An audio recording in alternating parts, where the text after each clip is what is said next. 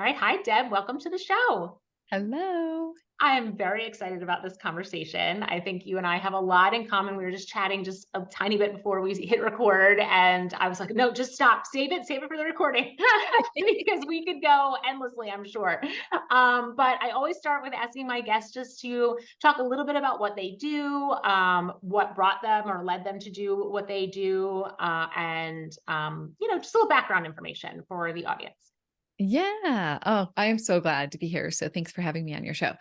Well, I would say that why don't I start with what I'm passionate about, and then maybe I can kind of back into it a little bit. So I'm really passionate about women coming home to themselves, just like you are, and the journey of doing the inner work. And I believe that there's been for a very long time, I think that there's this stigma around doing inner work, and then it's hard and it's, you know, I don't know, it's painful. And I want to really destigmatize it and help people to see that it's really no different than taking a shower or, personal hygiene or going to the gym or anything else. It's another way that we take care of ourselves, but it happens to be probably one of the most impactful things that we can be doing. And I really believe in particular with moms that we have a unique role or a unique opportunity to be able to be cycle breakers from generational patterns. And really, I mean, when you really think about it, we're literally birthing and creating or raising the future of humanity. I mean, this isn't like, this is important work we do. And so while I don't work only with mothers, only maybe because now my children are older, so it's a little bit, I've just expanded into new spaces. But I have 19 and 21-year-old boys and they're in college. And so I'm an empty nester, which has been really fun. But what happened for me though is that when my kids were little, they were about, well, actually, why don't I just do a quick thing about, I used to be in tech and I used to be, I was a director in a large healthcare system, and I got pregnant and got at a preemie, and I ended up being on bed rest, and I never went back to work. Oh my And gosh. Wow. I know. And I never looked back. I kind of knew it was a possibility. Like when my husband and I got married, we started living on one income just in case that we wanted to make that happen.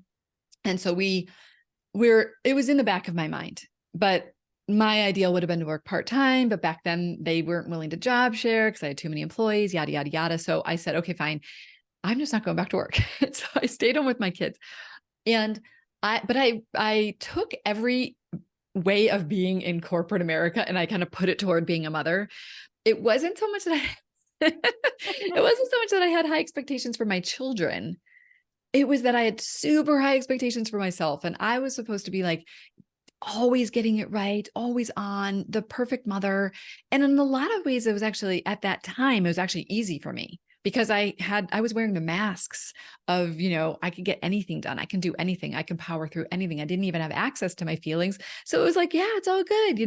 Like I'm going to give you an example. We moved from Connecticut to California when I was pregnant and I had my 17-month-old son. And I just did it. I just did it. Now I recently moved and from California, the family that the home that we raised our family in, and moved to Scottsdale, Arizona. And it was one of the most traumatic experiences I've ever been through. Like it was actually hard. Oh. I had so many feelings, so much grief. And so you might say, well, why would you want that? Wouldn't it be much easier just to be able to do things without emotions? But no, because I wasn't alive, but I didn't know that at the time. I just thought I was awesome. I could get anything done. I could do anything. So then we fast forward to my kids are like 5 and 7, and something's going on inside of me and I have no idea what's going on. And I just feel like everything feels like it's kind of crumbling. I had a near divorce experience. I mean, like a thread away from getting a divorce. And fortunately, my husband fought for us and we ended up in therapy. And fortunately, we found a therapist who was a transpersonal therapist and actually got it, that it really wasn't what was going on between us as much as what was going on inside of me. Hmm. And I was a big projector, meaning like whatever I was feeling, like my anger, my frustrations, my own stuff, I saw it in my husband. So I thought he was the problem. He's to Hmm. blame. If he could just be romantic, more emotionally available, yada, yada, yada, better listener, better communicator, I'm going to be better. Yeah. I'm going to be happier. I need to find a new man if he can't do that. That's like the story that I had. Right. Well, the way that I got there though was this.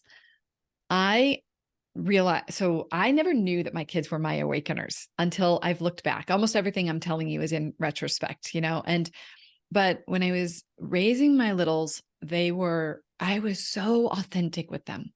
I was silly, playful. My heart was wide open. I loved without any walls or barriers. But I would notice this contrast. My husband would come home and if he was in a bad mood, I could get grumpy, and I could be grumpy to him, but open with them. And Mhm. I could be like, and I found myself in like, what, who is this person living this life? And then I would be with my friends, and I was a massive people pleaser, and I was totally conflict avoidant. And I'm like, how can I be this way with my children, this way with my husband, and this way with my friends? Like, something's going on. And so I knew I was having something. I didn't have the words. Now I look back, I don't know, like maybe like a midlife awakening or spiritual awakening. That's what catalyzed me to be on the journey that I'm on right now. I decided that I was never going to go back I did do some consulting for a while, but I decided not to go back into corporate America. And I went and got certified as a health coach, then a life coach, and then a parent coach. And I called myself an empowerment. I actually called myself many things over the years, but I was an empowerment and self-expression coach for women. And just I just did coaching stuff, right? But then one day, a couple of years ago, I sort of birthed this program as a result of all the things that I've been doing with women. It's called the Whole Soul Way. And it's a program that's more structured around really embodying this journey, excuse me, going in this journey home to ourselves. But like, what the heck does that mean? Right? Like, how do we really like do it? And even things like self-love and self-acceptance and all these things, they feel so that you can talk about them, but until you experience it, you don't know what it is. And to tell somebody to love themselves more, we're all going to have a different definition of that. Like it's going to look different. So for some people, that's like go to the gym more. For some people, it's deep, like going into their trauma and healing. And some people, it's anything in between. And it's kind of all of it. But I feel like what I do is I take what's really difficult to explain in on a social media post, and I make it really accessible through a 6-month program that I bring women through. So I've been doing it as live cohorts for the past couple of years. I no longer work with anyone one-on-one unless they go through my program. And I'm just right now launching a DIY version so people can go self-paced, because I really want it to be available to all women, not just women who have the money to pay for the more intense program that I've been doing so far. So, oh my gosh. Okay. So like there are so many things that you said in there that I'm like, oh, I want to go back to that. Oh, I want to go back to that. So one of the things is that the synchronicities in life are just, they're just wild when you start noticing them. They're truly wild. I just was with a friend this weekend, and we were literally, she's in a rough space in her life. And she was literally just talking about this feeling of emotions, and kind of like, she doesn't really necessarily feel a lot of emotions. And she's kind of like, but why? Why do I even need to do that? That sounds painful and hard and not worth it. Like I can just live in this middle ground and it's fine. And I was saying to her, but the good stuff is so good. Like I know that the bad stuff is also hard, but it's worth the good stuff. You know what I mean? It's worth being able to feel the full range of emotions because of how much deeper and more beautiful and profound your life becomes when you can feel all these emotions. Which I feel like when you have a lot of trauma that you haven't dealt with, it in my mind, like the vision that I always kind of like picture in my head is like your heart is encased. It's encased with layers and layers and layers of steel, basically, that is protecting it. And so maybe on a day-to-day basis, you're not feeling terribly sad or angry, or you're really not feeling anything. You're feeling kind of numb. yeah. No, right. And she is going to kill me because I cannot remember this term. I asked her to tell it to me a million times so I would remember it, and I still can't remember the name of the term. But it basically was like this good enoughness. Like you're just like living in this like good enoughness. And I think a lot of people live in that space because they are afraid of the hard stuff. And they're so afraid of the hard stuff that it makes them want to live in the good enough. And then they never get to experience the really beautiful juiciness of life, that like the awe and the profound love and the openness and just like the really, really good stuff. Yes. Yeah. Yes, that's so interesting that we are having this. I'm going to like center this recording as soon as we finish talking. But to take it all the way back, what do you mean when you say finding your way back home to yourself? Because that has a really not specific, but like in my heart, I know what that means. But I do think it can be confusing to people who are not really in this work. And they're like, well, what do you mean when you say that? So what do you mean when you say that? Well, I want to tell you a funny thing first. So I know this sounds really weird and woo-woo because like to anyone who isn't woo-woo, and I'm much more woo-woo now than, and some people think that's insulting. I don't actually think it is. I think it's just more like, it's a way of identifying, like I'm kind of more spiritual and open to things like synchronicities and other things like that. But when I first had this experience, I was not at all thinking of anything particularly spiritual in my life, but I had this moment one time where I had two things that came into my head, like they were like knowings, like intuitive hit things. And these two things, and one was I need to journey from my head to my heart. And I need to realize that I am loved for who I am, not what I do. And it's not just you are loved for that. It was that I needed to realize it. And these have really guided my journey. So in some ways, I think that the journey that we're talking about home to ourselves is the journey from our heads to our hearts. So I think that's part of it. I think it's this journey that oftentimes what happens is I think as children, it doesn't matter even if your parents tried really hard not to do this, like we live in a society, and to some degree what we learn is we learn to a combination of things, like we learn to orient externally, right? So we orient toward our parents, like are our parents going to be upset with us? Are we acceptable to them? Because our survival depends on our parents, love, approval, and being there for us. And so at some deep level, our survival brain knows that. And so we orient toward them. We also learn what's acceptable and not acceptable in our culture, in our family of origin, with our friends. And so anything that is not acceptable, like you need to be kind, loving, caring. You need to be strong. You need to be, don't cry, whatever it is. All of these things we learn. So, I put crying into the shadows. I banish it out of my existence, right? I'm going to put feeling big feelings, being whiny, being needy, being disrespectful, all of these things. And so then I basically cut off from those. Those are like back here. Okay. I like to say that you cut off from them. I look at them as that you have a hole in you and you like, it's a thing, and you pull it out and becomes a hole, and then you put it in your backpack. And so not only do you feel empty, but you're also carrying around the burden of all of this, all of the ways that we're using tons of energy to not be any of that. So anyway, we can go to that place later about why would I want to be those things? We could talk about that, but that's a separate conversation, because what I think it is really just realizing that we've been disconnected from ourselves. We had to learn to disconnect from ourselves and also cut off from parts that are just part of humanity.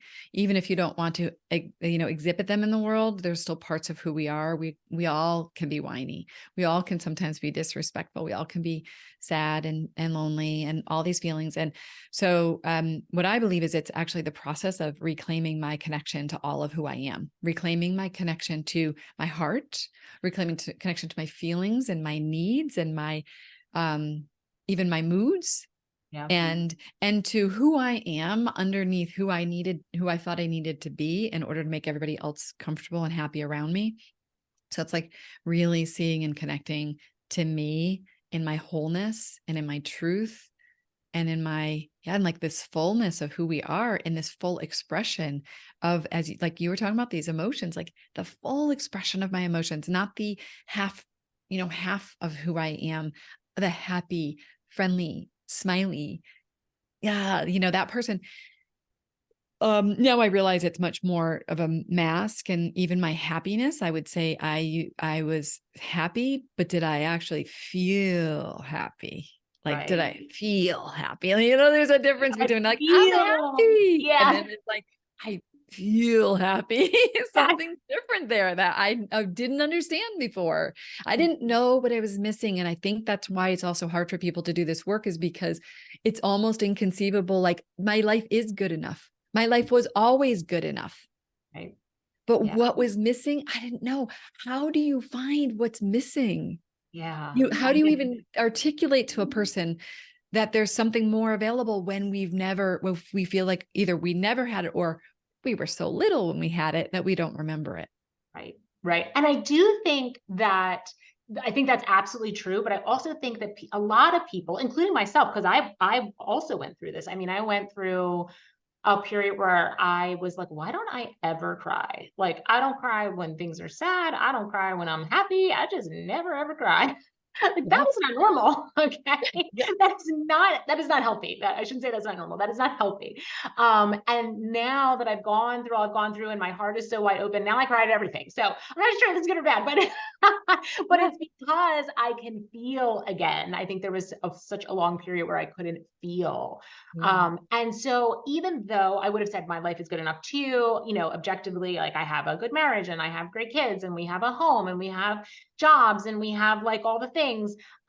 There was something like there was Totally. something like talking to me that would be like, something's off, something's not right. Yep. Yeah. But then you're busy, right? So you like push it out of your head and then you move on to the next thing that you need to do until the next time it kind of bubbles up and then you shove it back down. Yep. Um, yeah. So I think people know, yeah, they just don't know how to fix it. They don't know exactly what it is. Um, and I also think that for me, when I say coming back home to myself, it is being extremely comfortable in your own skin and feeling like you have a relationship with yourself that is like I think I can't hear you anymore. You there? I'm here. Okay. Okay. Yes. All right. You were nodding. Maybe I just couldn't hear it. For our listeners out there, we're having a little technological snafu today. And Deb is not coming through my speakers that I normally use. So hopefully this all comes out okay. But yes, it's a relationship with yourself and of feeling very safe and comfortable with yourself and not needing that external validation. Like, you are all the validation that you ever need. And external validation is fantastic. And of course, it feels good and that's wonderful, but it does not define who you Yeah. are. Yeah. Yeah. So well said. So well said, because that's really what I believe too. It's like, I want to be at home in myself anywhere I am, always. And to do that, we do need the connection to self, which sometimes recently I've been using this concept of being tethered. Like, I think a lot of people feel untethered. They just feel like Mhm. no matter what happens, they're thrown off by everything that's happening in their lives. And to feel tethered, the way we feel tethered is within ourselves. It is the connection of myself to myself, which is also a little hard to understand. But when you get it, when you feel it, even Yeah. if you just have a glimpse of feeling it, you know what that feels like. And then and as you said, to feel safe enough inside that I'm no longer reliant on external validation. I can rest in my worth. I can feel good about myself no matter what's going on. And I can also experience the icing of the cake, because when other people validate us, one thing I really believe is, when you have all those holes in you because you're like the way that the metaphor I'm using, I think what happens is, I watch a lot of women when they first would come to me. People would say nice things to them. They would compliment them and say loving, caring things, but they were like a colander, Mhm. and it We would couldn't just receive it. come right Yes. through it. Right. And so the minute they felt it for like a split second, they sometimes wouldn't even take the moment to receive it. But then once they even if they did take that moment, they received it, and then it was gone. They were insatiable. They needed more. Right. So when we're dependent on external validation, we actually don't feel good inside unless we're experiencing that. And what an amazing thing it is when we have that relationship with ourselves, when we feel good inside, no matter what's happening around us. Yes. Yes. And that safety of also feeling like no matter what happens around us, not necessarily in the validation standpoint, but like life is tough and a lot of things come our Yeah. way that are really difficult to handle and to move through. But if you have that, I call it grounded, what you're calling is tethered. I call grounded, and I am very woo woo, and I definitely self-identify as woo-woo. So I call it grounded, and I feel like it's this unshakable peace, internal peace. And yes, we all have emotions, and sometimes, you're having a rough day, you're having a rough moment, but there's still this sense of knowing that you are okay and that you're always okay. No matter what happens, you are safe in yourself. And it does take, I think, feeling that a little bit to really truly understand it. Yeah. But the good news is I do think you do get these little glimpses, just like you feel that little calling, that soul calling that's saying, come home to yourself, come home to yourself. And you're like, what do you mean? Yeah. It just like we can feel that. I do think we start to notice things, that sense of safety, that sense of feeling grounded or tethered. That's why I invite people to always try to go for low hanging fruit on things, because not to go to their worst, trauma, because you're going to get benefits just, by starting to do even the littlest things, like putting your hand on your heart through the day and reminding yourself that you are with yourself. Like, I invite people, when you're driving in the car, just you're stopped at a stoplight, put your hand on your heart, take a breath, and just say, I'm here and I'm with you. You may think that is the weirdest thing. I heard your episode about like walking out on the grass and things like that you would Yes, not do, hugging my tree. hugging a tree, right? And it's like, you think it's weird, but like the way that I'll share a story about this, that I had heard about putting your hand on your heart and talking to yourself, like in some book that I read, that I, kind of like was in the back of my mind. The concept of reparenting your inner child. I had heard about this, but this was a long time ago. I was still putting my kids to bed. So that's how long ago it was. And, so I was like, I remember that I had a family member who we had invited to come over for dinner. And it was somebody who we had kind of this like rocky relationship with, and she didn't respond. And I started making up a story that, she is upset with us. I was ruminating. What did I do? Did I say something wrong? What did I do? When was I with her last time? She consumed so much energy in this time period of a Friday through, or like a Thursday through a Sunday. Okay. So Thursday is when we asked her probably to come over Saturday or something like that. And then I was not as good of a mother because I was totally distracted by it. I was internally feeling sick to my stomach. I probably didn't do things like take good care of myself, because in my mind, I'm like, oh my God, I'm in crisis, So on Saturday night, I'm putting my son to bed and I am just anxious. And I snuggle in with him and I put my hand on my heart and I said to myself, we're going to be okay no matter what. I'm with you. Now, I am clueless on what I'm doing, but somehow I hear this and I think, okay, I'll give it a try. Right. I feel better. I'm like, what the heck is going on here? Like, what is going on? And so I keep doing it. And I'm just in my head, just being like, we're okay. And I'm almost like weird. Like I'm not even connected to it. I'm like, we're going to be okay. We're okay. We're going to be okay. I'm not even calm, but slowly I'm feeling better. What the heck? I go to sleep that night. I sleep like a baby. I wake up the next morning. I am fine. I'm good. Nothing changed in my outside circumstances. A few hours later, I get a message from her. It's like, oh, sorry. I was on a backpacking trip and we had no signal. I'm like, oh my God, I ruined my whole weekend and it wasn't even true. Oh my gosh, I love, love, love that story for so many reasons. First of all, I think it is so relatable. I think so many people, that whole, experience of questioning what's going on, making stuff up in your head about you've got this whole story in your head when it turns out to be nothing, absolutely nothing. You're anxious, you're worried, you're questioning yourself, you're, not present in the moment with your family, your kids, or whatever, because you're just in your head in a tornado of thoughts. I think that is so relatable. I don't know a human out there who couldn't identify with that story. And then to say that you placed your hand on your heart and start to say, we're going to be okay. I love that so much because it is something so simple and easy that people can do. And you're saying it from a standpoint, like, I didn't even believe this, but I was so out of control that I had to just give it a shot because I didn't really know what else to do. And if people can learn to do that and just suspend, maybe this feels a little silly, but I'm gonna suspend my what's the word I'm looking for? My disbelief or Disbelief. my Yeah. Yeah. cynicism, and I'm just gonna try it. Yeah. And it's amazing. It is amazing what it can do. Talking to yourself using your name, I know people are out there rolling their eyes, but if you're like, Katie, just take a deep breath. Katie, you are okay. Like, it sounds ridiculous. I recognize this.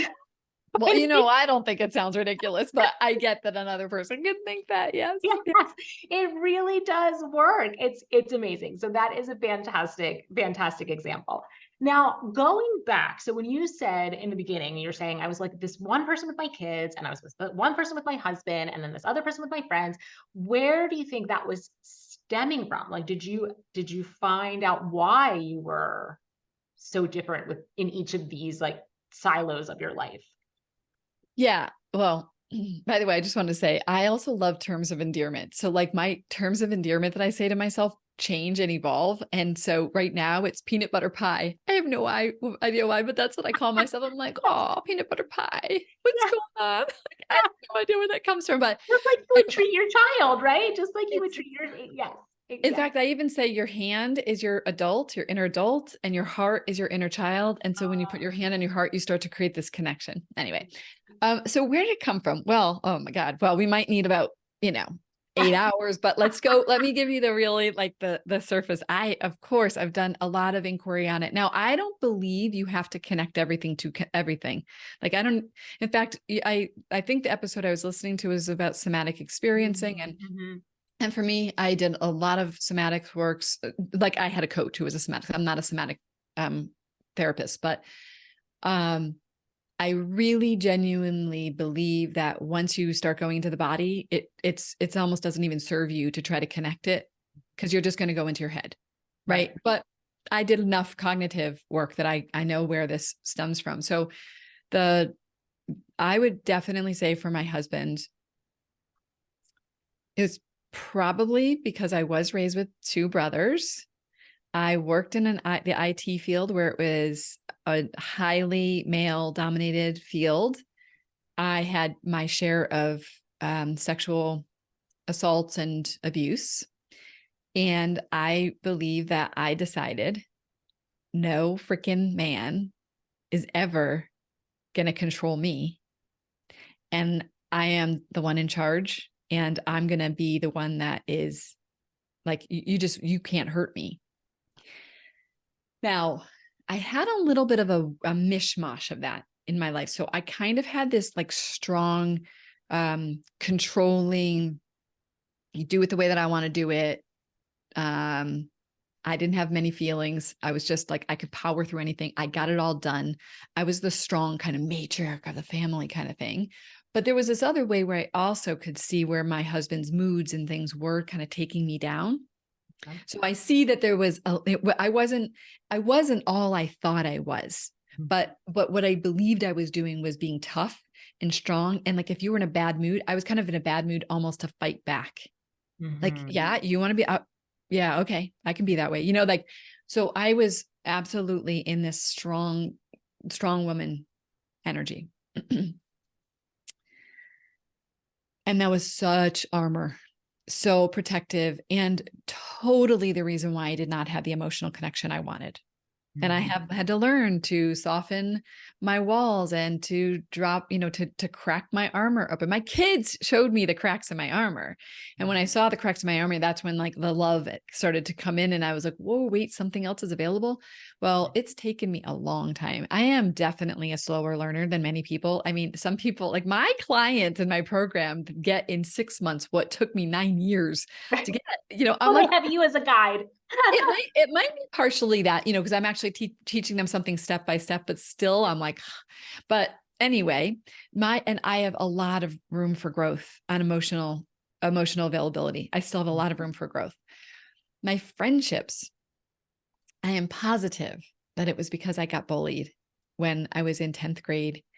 And I feel like what I learned, but it wasn't just that. I had multiple times where I learned that when I was my true self, that was always when I got hurt.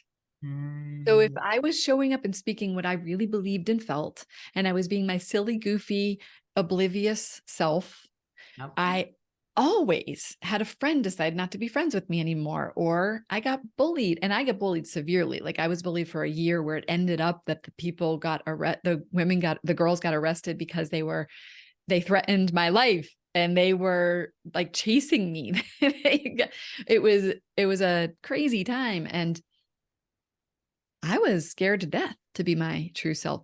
And, when I look back at the time when I had that midlife awakening period, when I was 39 years old, what actually I think triggered it all was that I was in school with my children and all of the moms in a group setting. And I really believe I worked in technology in some ways because I felt safer with men. Yeah. And I just loved being like, it was so much easier to be around men. Yeah. And when I was there, I'm like, holy crap, I'm in with scary women who can hurt me. And I am vulnerable. And I think that I was actually, even though I wasn't having friendship issues, I was there like, am I included? Oh my God, they didn't include my kid. Oh my gosh, like, do they not want to be friends with me? They ignored me. They this, they whatever. And I didn't know how to even connect to women other than by being on the PTA board and having business with them. I had no idea how to connect with women. And I think I got actually re-traumatized. Yeah. I really think so. I think that was a big piece of what catalyzed my spiral, but Mhm. I didn't know it then. It was actually almost 2 years into therapy that my therapist finally helped me to see that that was probably the point.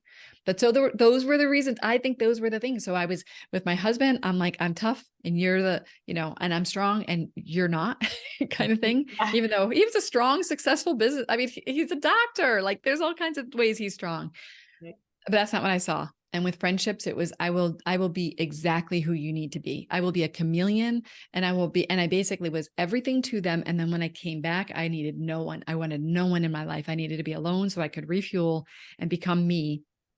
I would have much rather be alone than be with friends because it was too much work to Yeah, be that's with friends. exhausting having to be that chameleon, yeah, and hide yourself all the time. So exhausting. Yeah. So I think, do you feel like that answers the Yeah, question? Yeah. Like where yeah, absolutely, absolutely, and again, I think that's, very relatable to a lot of people listening. Even if they don't have those exact circumstances, they I think that is, people can really see themselves in your story. And I mean, I can see myself in your story in a lot of ways. I mean, that the whole like moms and school thing, that's a that's a thing for a lot of people, I think. And having to feel like you have to, I mean, in my family of origin, it wasn't really okay to show negative emotions. You kind of got like reprimanded to Oh yeah. show negative emotions. So I learned to really put those away, and act like everything was okay all the time, even if it wasn't. And that is really unhealthy, and it's where you start putting the armor around your heart. I also had bullying issues growing up, more armor. Didn't connect well with my peers until I was in college, basically. um, just a lot of stuff. I had a brother who had some challenges growing up with autism and ADHD and stuff. And he, of course, had a lot of social issues, but then he was my brother. So I was very protective of him. And so then I got pulled into that. So armor, armor, armor, armor. Yeah. And you don't realize, I don't think at the time you realize that you're layer by layer by layer putting this armor on yourself until you get to the point where you're like, wow, I don't really feel anything. I mean, I don't really feel anything that bad, but I also don't feel anything that good. Totally, totally. And it's an adaptation, right? So I actually like to say to people, it's like incredibly resourceful of us because these years and really up until probably like 40, those years, their survival really matters. And so it's resourceful and adaptive to do this, Yeah. but it's also resourceful and necessary to remove the layers. when we realize it. And I don't know if you've ever heard this before, but there's this concept of first and second half of life living. And that the first half of life living is really, what does the world want from me? And the second half of life living is, what does my soul want from me?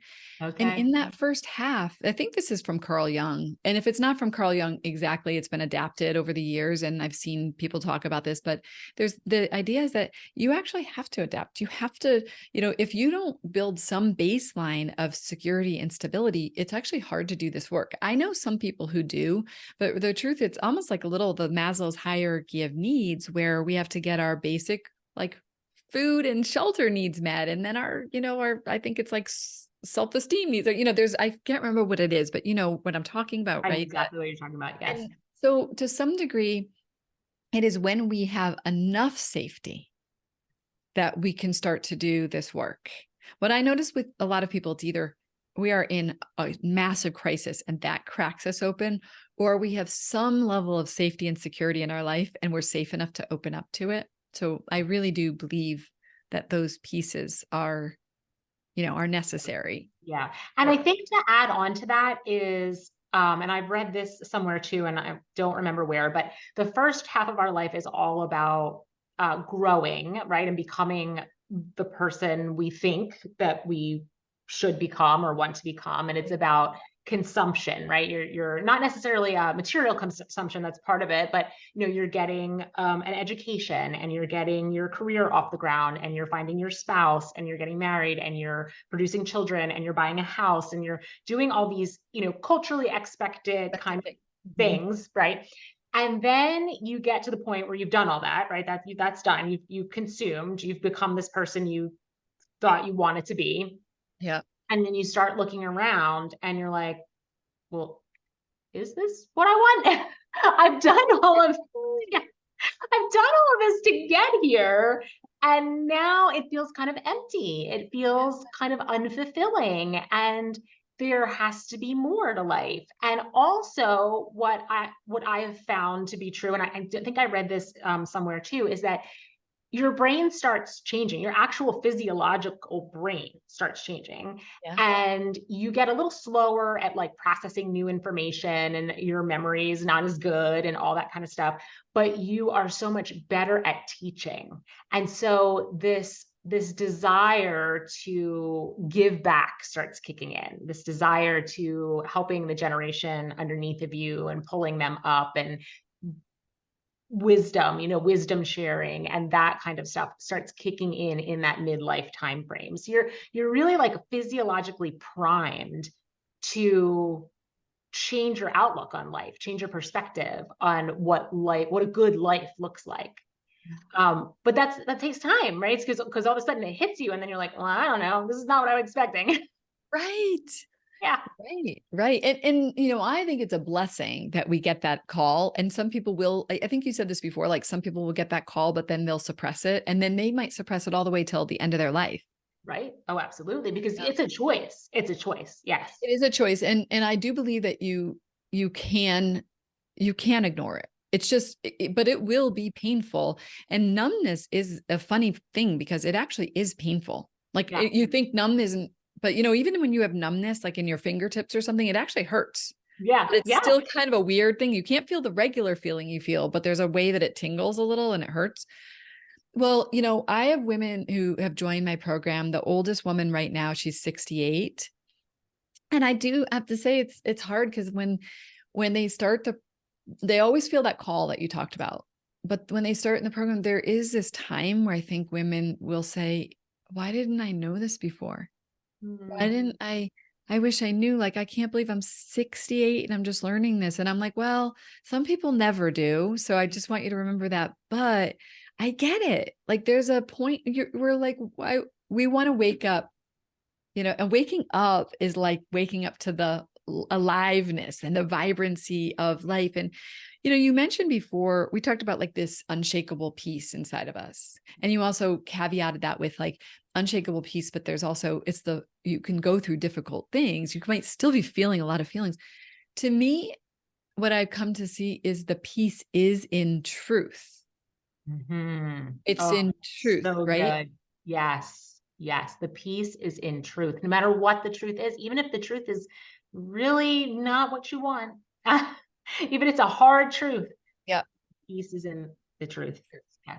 And I think truth might be wholeness, which is like, I'm not rejecting anything in my experience internally and externally. I am willing to see it as it is. Now, I don't know that anyone is seeing everything as it is, because we do have an unconscious mind and we don't know what's in it, but to the best of my ability, I'm trying to keep trying to clean my lens by doing my inner work, see, by being able to be willing to see what is uncomfortable and what goes against what I think I want and all of that.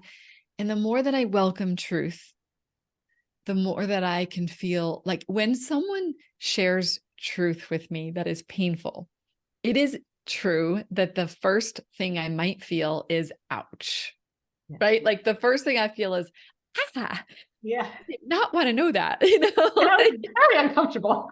very uncomfortable. And I'm embarrassed, and I might feel a wave of shame. Yeah. I might feel a wave of, whatever, rejection, defensiveness. I might feel that. But once we really get past that, it is a relief to know truth. Yes. It is always really, and truth inside. So that's why when you said about the feelings too, if I'm resisting a part of what my experience is, then I'm not going to be in peace. Right. I'm going to war with myself because I'm going to be like, I don't want to feel that. Keep that over there. And that part's like, no, I want to be heard. And it's like, no, you can't be heard. That's warring inside of ourselves. Yes. So Yes. I feel like that's what peace is peace is my whole experience is present, and the ability to feel contradictory emotions at the same Yes, time. we talk about this on our show all the time. Yes, yes, that you can feel sad and joyful at the same time. You can feel mad or angry and grateful at the same time. I know this idea that you can't be in, like, this whole idea of like fear and love are the two opposites and you can't have them the same. I mean, I kind of agree with that, but I also kind of agree that, like, well, I don't know. Like, I want to be able to dance with it all. I want to just dance with it all. So when we moved here to where we're living now in Scottsdale, yesterday I was outside with my husband, and it was so beautiful and we were looking around, but I happened to have just like 10 minutes before that pulled up a video that was of my front porch at the house we were coming from, which was also really beautiful and really amazing. And it really kind of hit me. I was like, oh, I felt sad and some, longing for that. But I was standing there with him and I was talking about this, and I'm like, I have never felt so alive in my entire life as I'm feeling right now. I'm like feeling this elated feeling because I am feeling so much gratitude and so much like I see the beauty all around me. And I'm so happy. Right? And I'm so excited. And I'm also really sad. And I'm longing for what I used to have. And I'm like, how is it possible? But then you're so grateful that you had what you had, even though you're sad that you don't have what you had anymore. Like, it's yes. Totally. I know. And I'm even grateful for feeling sad because I used to never feel sad. So now I'm grateful for I remember the first time that I felt tremendous sadness, and I got on the floor and I was sobbing, and my husband comes in and he's like, what's wrong? Then I'm like, I don't know what's wrong, but I feel so sad, but I'm also so happy that I feel so sad. And I'm like actually feeling tears from it right now. I could literally feel tears from the memory of that moment in time when I felt the depths of sadness and the joy for feeling sad. Yes, because we're meant to have all these feelings. Yes. We are meant to feel all these feelings, and we know we're meant to feel them. Yes. And so we know that something's missing when we're not feeling all of those feelings. And when you start doing this, I mean, I'll say from my personal experience, but you work with a lot of women, so you can tell me their experience. But when you start doing all this internal work and you start feeling all these feelings, and you're feeling all the great feelings, but you're also feeling all the really tough feelings, you would think that could be hard on your relationships, maybe, because now instead of being this kind of steady ship, you're kind of up and down. There's a lot more variation in how you're feeling from day to day, from moment to moment. But I have found personally that it cracks your relationships wide open in the best possible way. It is so healing to your relationships because you don't have to hide anymore. You don't have to be afraid anymore that people are going to find out your secret, which is that you're not feeling any feelings and you're afraid to feel feelings and you don't even know what you don't know. You can just be like, here I am. And it is healing to your marriage, your relationship with your children, your family, your friends, strangers. I mean, it's really beautiful. Yeah. I mean, there are several things one thing, I do have women who come in who also feel a lot of feelings, but they often don't share them with other people because they have a different side of it, which is they got shamed for that they have these big feelings. And so then they think that they're almost dangerous, or that they're too needy, or people are going to think they're too much, which I struggle with the too much thing too, just slightly different. But I think the two things that people are most afraid of when it comes to really going into their feelings, because a lot of people also have surface level feelings, right? Frustration, anger, whatever, like even sadness, but it's maybe sad for you. I feel a lot of sadness for you and what like the world is going through and for people who are struggling. And there's a lot of those things, but like, have you actually felt these levels of compassion, sadness, love, connection for yourself? Probably not. The two things, they're going to consume me. And it's going to disrupt my relationships. Those are the two primary things I see happening. And what I notice about the consuming us is it rarely does, because usually when we fully feel an emotion, it kind of is like a wave and it comes through us, but it's the resistance of the emotion that usually keeps us stuck in it. Yeah. So that's one thing. And then the feelings for the relationships. I mean, because I think that when we try to meet each other in our armor, what happens is we are always disappointed in how the other person shows up, because if they feel our armor, they're more likely to show up with their armor. And so we're just kind of connecting from our guarding rather than from our vulnerability. And so when we feel that inner safety and we start to feel brave enough to dip our toe into what it would be like to not come in strong, but to come in soft, and you still can have your opinions, and you're probably going to have a much more solid understanding of who you are and what you need and what you want. But when we come in with the feelings that we're feeling in the experience, rather than the judgments and the blame and all the other things or the decisions we've made or whatever, but we come in just open.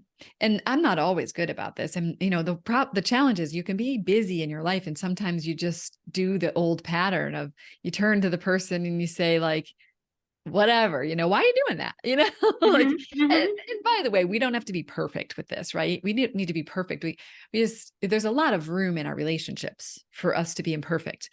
But when we really are, when we're longing for connection, it requires us, I think, to take a lot of risk. We have to take emotional risk to say, well, I'm going to be the one that shows up open enough.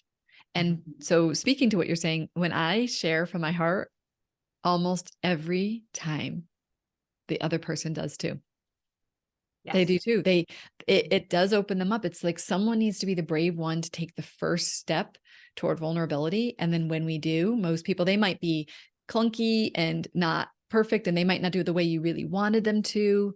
But I had a story that, nobody could be there for me. Nobody could hold my pain, but I didn't share my pain. I shared my anger or my frustration or my irritation or my like opinion. Right. But I didn't, and I shared my thoughts, but I didn't share my pain. Yeah. So how could anyone be there? I actually genuinely believe that the amount of emotional depth we can have in a relationship is directly in proportion to the amount of emotional closeness and depth we have with ourselves. Okay. So if I wasn't in connection with myself, if I wasn't allowing myself to feel my pain, how could I ever really expect someone else to be able to hold my pain? Right. Yeah. Yeah. I poetic. It's the way you said it is beautiful, and it is so true. And if we come back to that coming home to ourselves and feeling safe in ourselves, it makes it so much easier to be vulnerable, to take off the armor, to show up open wide and take the risk that the other person maybe won't, But most of the time they will, because they want that connection too. Everybody wants that connection, even if they don't know it, even if they're not willing to say it, even if they don't, recognize it or have any experience with it. It is in our soul. It's our birthright to want that connection. And so the first, person being brave enough to do that gives that other person permission to take their armor off. Yeah. Yeah. And Well, and they feel that safety too. they feel safe because you are being vulnerable, and then that allows them to feel safe. But it feels safe for the first person to be vulnerable because they're safe in themselves, and they know that no matter what that other person's response, they may have a preference for how they would like that person to respond, but even if they don't respond in the way that they would prefer, they know they're still okay. And it gives them the confidence to be able to do that. So it always starts with our relationship with ourselves first. Yeah. It's inward out.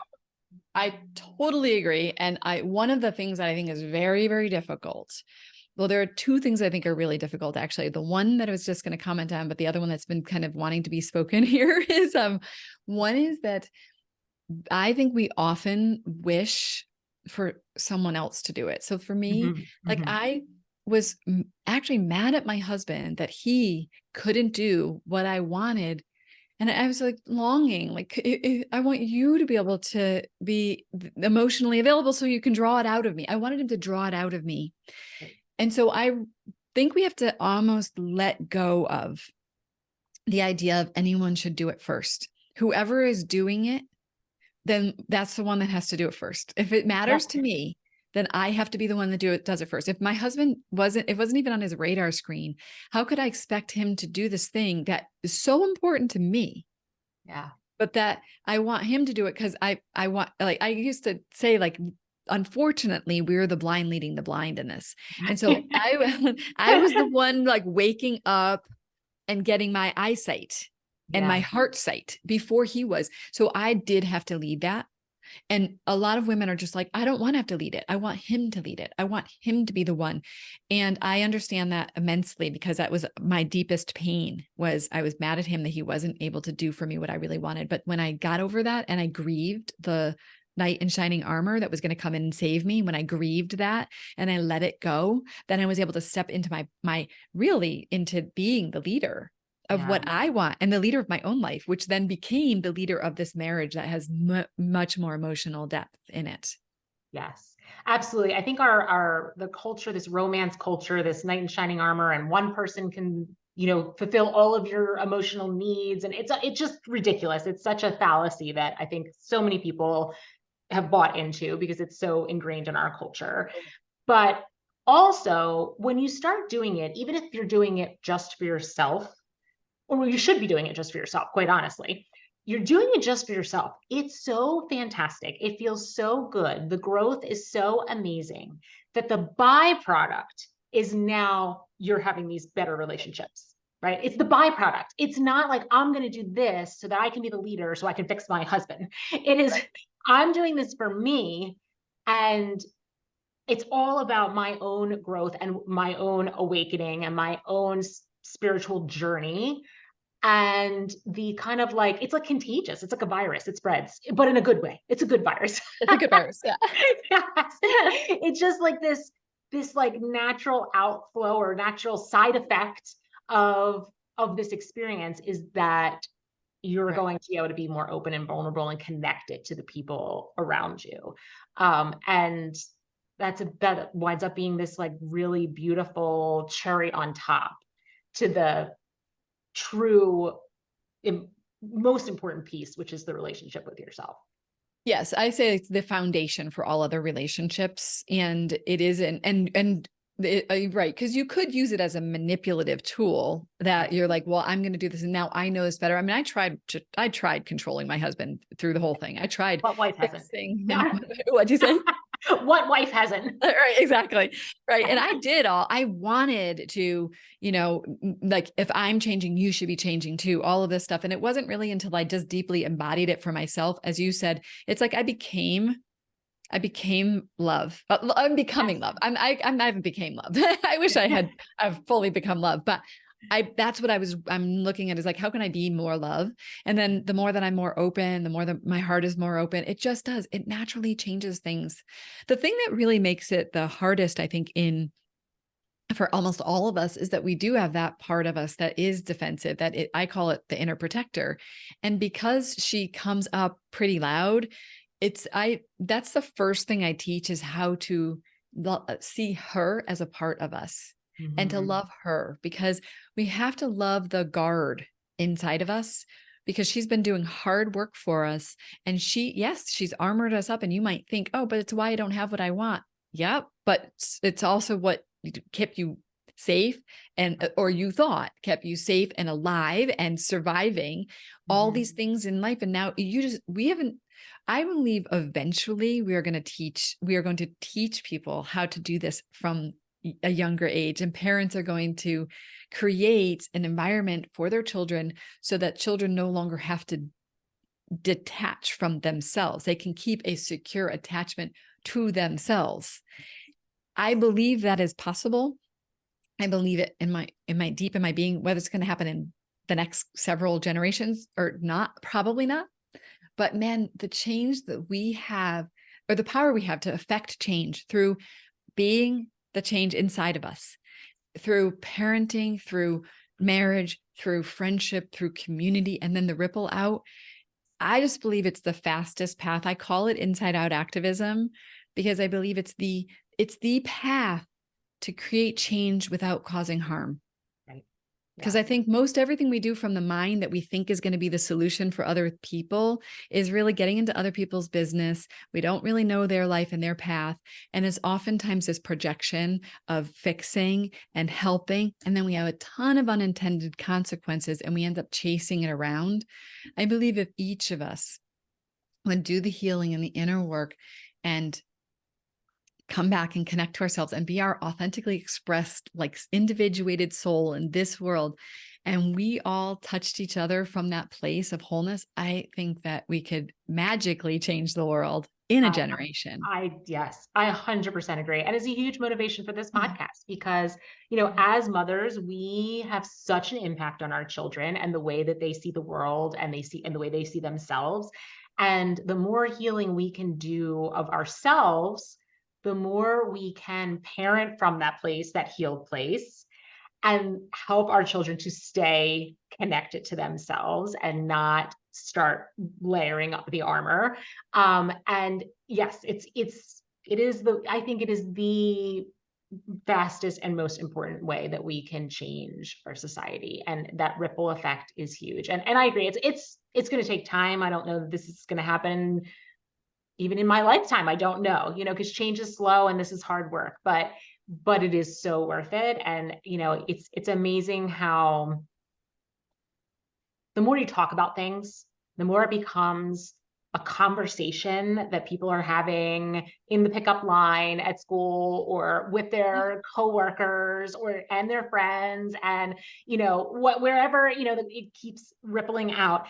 And then before you know it, I feel like it's like something where it gains momentum. It starts out slow, and there's a little bit here, a little bit there, but it snowballs. And before you know it, it's getting larger and larger and larger and spreading further and further and further. So that's a big mission of this show. So I appreciate that you saying that and having that same philosophy. Oh yeah. And even if you are a person who's more maybe of an introvert and doesn't ever plan to speak about this to anybody, I really believe that wholeness it's also internal. It's an internal experience. And like there's a way that we become just different in the way we walk the world. And then also if we are all, not if, but like we're all energetic beings. So there's a way that my energy and the way that I be will affect other people without me having to say one word. We just radiate a different vibration. Vibration. And then of course, if we're raising our children, who knows what children we're raising, who knows what their purpose is in the world. So because I do think that there are many people who want to make a difference in the world, and they are feeling guilty that they're maybe not able to go out and do activist work in the world, or they're never going to, but then they feel like they're not doing anything. And then I think, gosh, I think we're doing the most powerful, profound work by doing this work, this inner work. And I want women to feel that that's good enough. Like that's not good enough. It's the pinnacle.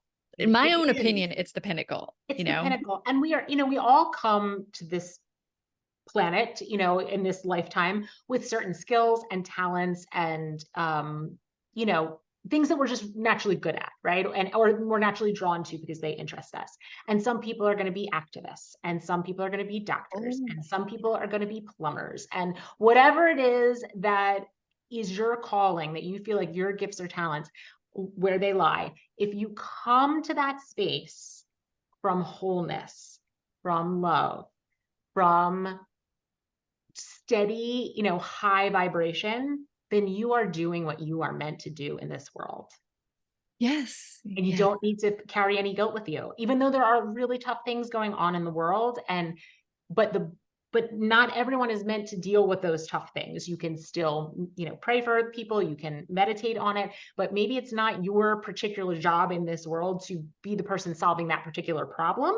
You have a different job in this world, solving a different problem, but if the energy that you carry impacts the entire world. Yeah. And there's plenty of studies on this. There's scientific evidence that proves that people's energy is non-local. So your energy impacts people that you will never actually physically be in contact with.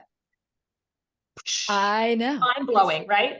It is mind blowing, but I do believe the world has gotten smaller, and I can see that happening more. Like, I remember one time my mom, who was across the country, was feeling something about something. I don't remember what it was. And I picked up the phone and I called her, and she was literally what she was feeling. And so some of it's because we're connected, think moms and daughters sometimes are, or children, but I also think,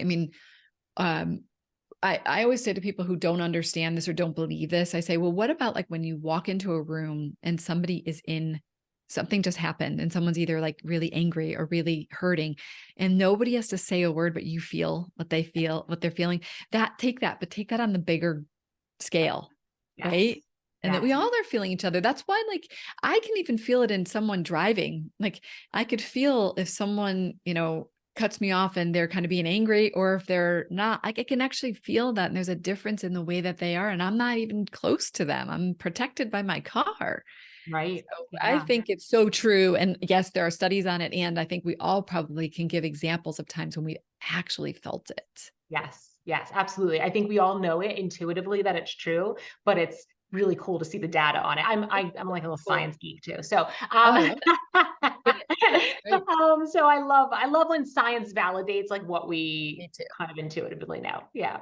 All right. Well, I don't want to keep you. I think we could talk for another 2 hours, but is there something that we didn't cover that you want to make sure we cover before we get off? No. Well, the one thing I would say is that when people think about a relationship with themselves, sometimes that feels nebulous. And so I often offer like 3 paths for that. I have for a brain path for people, which is like your prefrontal cortex is your adult, and your amygdala is your protector or your ego defense mechanism. And your limbic brain up here is your emotional center, which is your inner child. And you're kind of your wounded inner child is what I would say. And so some people like that, but I also talk about it from the place of oftentimes as a parent, when we step in and adopt ourselves as another child, we can do this thing where we're reparenting ourselves. We pick up where our parents left off, and we provide to ourselves the things that we didn't receive. We fulfill those unmet childhood needs for ourselves. It's my favorite way because it's so easy for moms to do it, because we know what it's like to like hold a newborn and to hold that little crying toddler, and even to hold a teenager who allows us in, and we know that. But the 2 other ones are, I think, becoming your best friend, because most everybody knows how to treat a friend really well and how to be there for a friend. And so treating yourself that way and making sure that when you speak to yourself, you aren't you're not saying things you would never say to someone else. So trying to be careful there. And then the thing that I think saved my marriage was when I decided to marry myself first. And that Mm. really speaks to what you're talking about that we do this inner work for ourselves and then it ripples out, because I had to marry myself first, because if I was married to my husband first, I continued to get too caught up in what I was supposed to be doing, my role and all of that. So I found that if I was married to myself first and I made this commitment to me, to be the best me I can be, to stand in by my own integrity, then it was easy for me to do it in the world. And so if anyone's looking for kind of different ways to look at how we do this, like connect to ourselves, building a relationship with ourselves, I think those are some of the different angles to take on it. Those are great. I love all three of those. I really love the idea of adopting yourself as your, next child. And because we can, in that moment, we can really think about our own child and think, well, if this was happening to my child, how would I respond? Mhm. And then be like, okay, that's how I'm going to respond to myself. And that one little shift, I think, is it's life changing. It really is. And when you think about the way, like when I like to even go back and forth with, like, if I'm talking to my child with loving words, I will try to in my head remind myself that's me talking to me. So Hmm. I get like a double, the Yeah. double effect of it. Or if I'm snuggling with my kids on the couch and they're both in my arms, that I would remind myself that I'm also being held.